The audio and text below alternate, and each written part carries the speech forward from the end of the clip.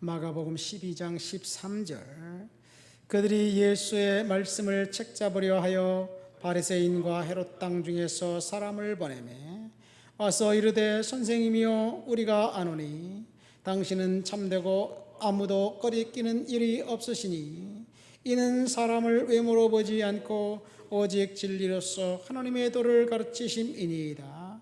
가이사에게 세금을 바치는 것이 옳으니까 옳지 아니하니까 우리가 바치리까 말리까 한데 예수께서 그 외식함을 아시고 이르시되 어찌하여 나를 시험하느냐 데나리온 하나를 가져다가 내게 보이라 하시니 가져왔거늘 예수께서 이르시되 이 형상과 이 글이 누구의 것이냐 이르되 가이사의 것이니이다. 이에 예수께서 이르시되 가이사의 것은 가이사에게 하나님의 것은 하나님께 바치라 하시니 그들이 예수께 대하여 매우 놀랍게 여기더라. 아멘. 덫에 빠졌습니다. 덫에 빠졌지만 승리는 당근입니다. 바리새인과 헤롯 땅이 나옵니다. 이 바리새인과 헤롯 땅은 완전히 반대 정치적인 견해를 갖고 있는 사람들입니다. 예수님을 대적했던 사람들이 예수님을 모함하고 예수님을 덫에 빠뜨리기 위해서 둘이서 평상시에는 앙숙이었지만 이제 그 친구가 되어서 예수님에게 찾아와서 예수님을 늪에 빠뜨리려고 하고 예수님을 이제 올무에 걸려서 넘어지게 하려고 하고 혈안이 되어 있습니다. 바리새인들은 당시에 약 3,000명 정도 있었습니다. 정치적인 큰 이제 그 정치력을 갖고 있었던 개혁주의 성향의 사람이었습니다. 그리고 정치적인 보수주의자들은 이 사두개인들과 헤롯 땅입니다. 헤롯 땅은 사실은 5가지 정파 중에서 나와 있진 않아요. 어쨌든 바리새인들과 헤롯 땅의 일부 사람들이 예수님에게 찾아와서 예수님을 비난하려고 예수님을 올무에 빠뜨리려고 덫에 쳐 넣습니다. 예수님을 대적하기 위해서 반박하기 위해서 수단과 방법을 가리지 않고 찾아와서 처음에는 예수님을 칭찬하는 것처럼 이야기를 합니다. 당신은 하나님께로서 온 사람 같군요. 하나님께로부터 오지 않았다면 당신이 그런 표적을 행할 수 없습니다. 그런 이야기를 하면서 이제 뒷말이 아주 개운치가 않습니다. 뭐라고 이야기를 합니까? 가이사에게 세금을 바치는 것이 옳습니까? 옳지 않습니까? 뭐예요? 덫을 쳐서 예수님을 비난하고 결국 예수님을 반대하고 죽이려는 생각을 하고 있었던 것입니다. 덫에 예수님은 빠졌습니다. 예수님은 꼼짝 못한 상황에 처했습니다. 만약 세금을 내야 한다고 대답을 한다면 예수님은 그 즉시 그 바리새인들에게 비난을 당합니다. 사실 바리새인들보다 더 극단주의적인 그런 종파는 SNF파입니다. 저항 세력입니다. 만약 세금을 내지 말라고 하면 헤롯 땅이나 로마 식민 정부로부터 생명의 위협을 받게 될 것입니다. 그 SNF파는 그 소극적으로 로마 정부에 저항을 해요. 그래서 세상과 분리돼서 그 광야 같은 데서 이제 수도원을 만들어서 거기서 금욕하면서 삽니다. 아예 세상과는 단절된 삶을 살아요. 로마 식민 정부의 동전 같은 건 갖고 있을 생각도 하지 않습니다. 그냥 소극적으로 살아요. 그러나 적극적으로 로마 식민 정부에 저항하는 세력은 셀로스들입니다. 열심당입니다. 시몬 예수님의 제자가 열심당이죠. 열심당들이 만약에 세금을 내라 그러면 예수를 죽이려고 달게 될 거예요. 예수님 당시 세금은 세 가지가 있었습니다. 첫 번째는 토지세, 두 번째는 인도세, 그리고 마지막 세 번째는 관세입니다. 토지세와 인도세는 사내들인 의회에서 관장에서 이제 정식으로 매겨서 1년에 한 번씩 걷어갑니다. 그런데 문제는 관세입니다.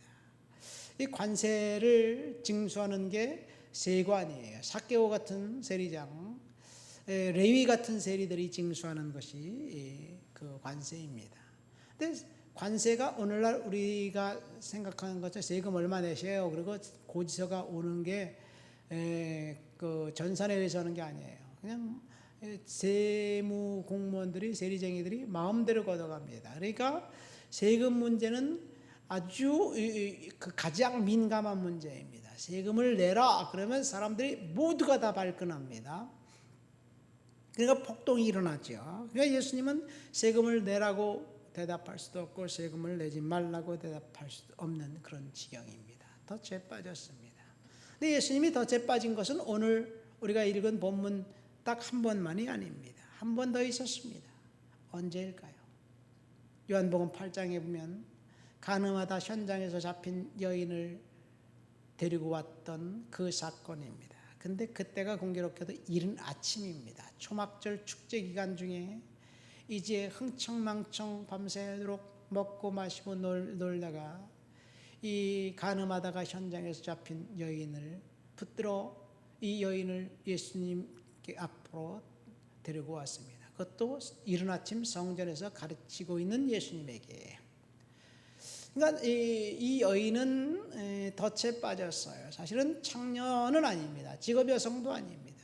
가정을 갖고 있었던 여인인 것 같습니다. 그런데 남성은 파트너는 어디 갔는지 없고 여자만 끌고 왔습니다. 아마도 공교롭게 이 여인을 모함하고 올무에 빠뜨리려는 남성들의 계략이 숨어 있습니다.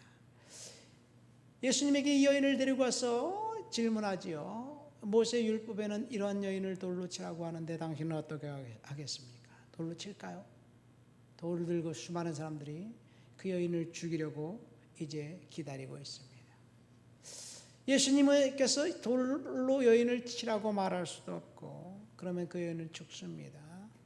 그리고 평상시 예수님의 메시지와 정반대되는 행동을 하는 거예요. 만약에 내비두라 그러면 성난 군중들이 예수님에게 돌을 던질 판이에요. 그리고 거기는 성전입니다. 많은 군중들이 보고 있고 특별히 사두개인들과 제사장들이 예수를 주목해서 보고 있습니다. 아마도 사두개인들이 예수를 비난하려고 덫을 놔서 사람들과 함께 작당해서 그런 일을 꾸민 것 같습니다. 바리새인들이 그 여인을 잡은 음모는 우리는 요한복음 8장에 분명하게 기록되어 있어요. 저희가 이렇게 말하면 고소할 조건을 얻고자 하여 예수를 시험함이로라. 이때 예수님이 어떻게 행동하셨습니까? 예수님이 덫에 빠졌을 때 예수님은 가만히 아무 소리 안 하고 땅에 글을 썼습니다. 바리새인들이 예수를 잡아 옥에 가둘 절호의 기회, 사두개인들이 예수를 죽일 기회, 그들은 기회를 잡고 예수를 덫을 쳤는데 사실 덫에 빠진 사람들은 다름 아닌 예수를 죽이려고 했던 그 사람들이었습니다. 아무 소리 안 하고 땅바닥에 글을 쓰니까 수많은 사람들이 집중적으로 해서 무슨 글을 쓰나 그리고 쳐다봅니다. 무슨 글을 썼는지 성경에 나와 있지 않습니다. 그러나 예수님께서 일어나셔서 먼저 죄 없는 자가 돌로 치라. 그런 말씀을 하자 한 명씩 두 명씩 양심의 가책을 받고 다 도망가 버렸습니다. 예수님께서 이 여인에게 나도 너를 정죄하지 않겠다. 다시는 죄를 짓지 말아라. 그렇게 이야기합니다. 팩트가 무엇이든지 간에 이 여성은 죄를 지었고 바리새인들은 이 여성을 지렛대로 예수를 죽이려고 했습니다. 불쌍한 여인이 덫에 빠졌고 올무에 걸렸고 그리고 꼼짝없이 죽을 수밖에 없는 위기의 용서를 받았습니다. 예수님께서 그 여인을 용서해 주었습니다. 오늘 본문에 보면 예수님이 또다시 덫에 빠졌습니다. 예수님에게 가이사에게 세금을 바칠까 말까요? 그런 질문. 이 가이사는 로마 시민정부의 황제지요. 바리새인들과 헤롯 당원들이 예수를 시험하기 위해서 지금 덫을 친 거예요. 정반대 입장입니다. 그래서 예수님이 그 이야기를 듣고 너희들 중에 데나리온 하나를 갖고 와라. 사실 데나리온 은화는 많은 사람들이 갖고 있는 돈이 아닙니다. 요즘은 모든 사람들이 돈을 사용하고 있지만 요즘은 또 돈을 안 갖고 다니네요. 크레딧 카드가 있으니까. 어쨌든 경건한 유대인들, 셀로지라든가 그 에세네파 사람들은 아예 동전에 가이사의 그 형상이 있기 때문에 우상이라고 생각하고 안 가져요. 갖고 다니질 않아요. 그러면 바리새인들이 만약에 그 동전을 갖고 있다면 그들은 그 경건한 하나님을 믿는 신앙인이기 때문에 세상과 타협하는 사람이 됩니다. 어쩌면 헤롯 당원이 갖고 있었을 수도 있습니다. 그 동전을 보여주니까 거기에 누구의 형상이 있느냐? 가이사의 형상입니다. 가이사의 것은 가이사에게, 하나님의 것은 하나님께 내라 바쳐라. 그렇게 이야기하니까 예수님의 그 말씀에 아무도 그 비난할 수 없었습니다. 유대교에서 로마 황제에게 세금을 바치는 것은 십계명의 제1계명을 어기는 것이라고 바리새인들은 알았고 그렇게 가르쳤습니다. 열혈당원들 때문에 그렇습니다. 에스네파 사람들 때문에 그렇습니다. 바리새파 중에 극단적인 사람이 에스네파이고 열혈당원이에요. 그러니까 바리새파, 그 열혈당원, 에스네파는 일맥상통합니다. 사두개인, 그 다음에 헤롯 당, 비슷한 정치적 색채를 갖고 있는 사람들입니다.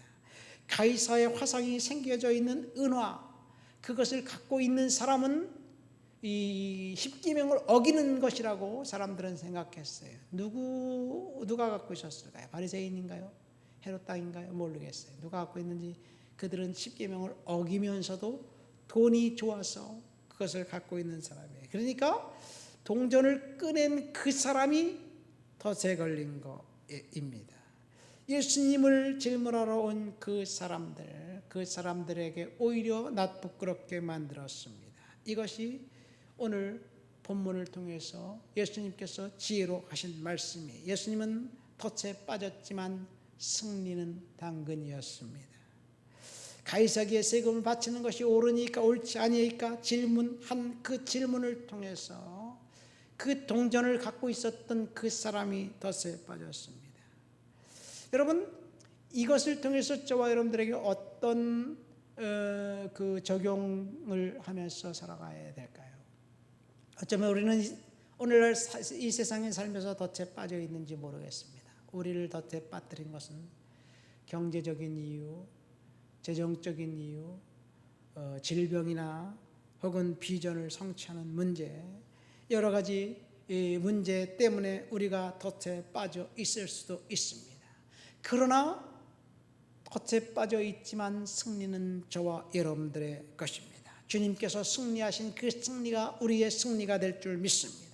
예수님께서 보혜사 성령을 보내주시겠다고 약속하시면서 내가 너희를 고아와 같이 버려두지 않겠다 약속하셨습니다. 우리가 지금 무거운 짐에 눌려 무엇을 해야 할지 향방을 잡지 못할 때 성령 그가 너희에게 모든 것을 가르치고 모든 것을 생각나게 하시리라 약속하셨습니다.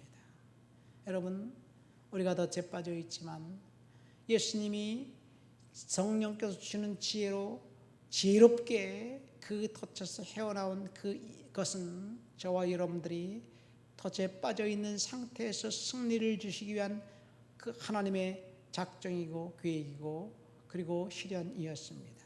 우리가 덫에 빠져 있지만 성령께서 저와 여러분들에게 주시는 힘으로 우리는 승리하게 될 줄 믿습니다. 하나님 아버지 감사합니다. 덫에 빠져 있지만 승리하신 그 주님의 승리는 나의 승리임을 이 시간 고백합니다. 하나님, 믿음으로 은혜로 살아가도록 주여 도와주시옵소서. 지켜주옵소서. 예수님 이름으로 기도합니다. 아멘.